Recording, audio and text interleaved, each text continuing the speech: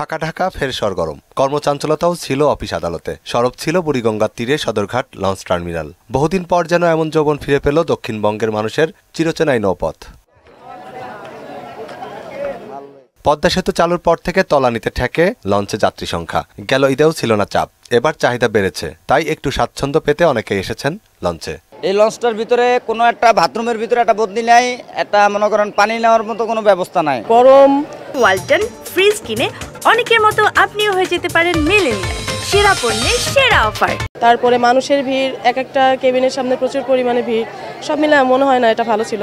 চর যাক যে ওই চরে আধা ঘন্টা 1 ঘন্টা আটকেছিলাম, এরকম লঞ্চ আটকেছে 5-6টা। তবে স্বস্তি থাকলেও কারো কারো মুখে ছিল অব্যবস্থাপনার অভিযোগ। অনেক আনন্দ করে আসছি লঞ্চে। আল্লাহর মতো কোনো সমস্যা হয়নি, আমরা খুব ভালোভাবে ঈদ উদযাপন করে আবার সহি সালামতে চলে আসতে পেরেছি। আলহামদুলিল্লাহ খুবই ভালো ছিল। এই প্রথম অনেক দিন পর দাদাবাড়ি ঈদ করতে গেলাম, ভালো লেগেছে, ভালো ছিল সবকিছু।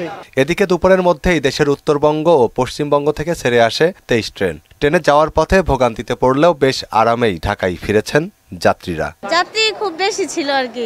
যাত্রার অভিজ্ঞতা ভালোই, কিন্তু ট্রেনটা বেশি লোকাল, অতিরিক্ত বিরতি দেয়, এমনি ভালোই লাগছে। ঈদের ফিরতি টিকিটের 23 ট্রেনের মধ্যে নকশিকাতা এক্সপ্রেস সহ কর্ণফুলী, একতা ও বুড়িমারি এক্সপ্রেসের শিডিউল বিপর্যয়ের অভিযোগ করেন যাত্রীরা। ছিল অতিরিক্ত যাত্রীর চাপও। আমাদের সিট থাকার সত্ত্বেও সিটের অনেক দূরেই যাইতে, মানে এত পরিমাণ জ্যাম, আর উঠতে পারি নাই, অনেক যাত্রী পাংশাতেই থেকে গেছে। টিকিট কাটছি অথচ সিট পাই নাই। সিট তো দূরের কথা, মানে যে দাঁড়ানোর জায়গাটাও নাই, এত পরিমাণ ভিড়। তবে 4 নয়, একটি ট্রেনের শিডিউল বিপর্যয়ের দাবি স্টেশন মাস্টারের। বুড়িমারি এক্সপ্রেস ট্রেনটা আজকে একটু বিলম্বে আসছে, আর বাকি সকাল থেকে যেসব ট্রেন ঢাকা প্রবেশ করার কথা প্রায় সবগুলাই শিডিউল অনুযায়ী, উল্লেখযোগ্য কোনো বিপর্যয় নেই।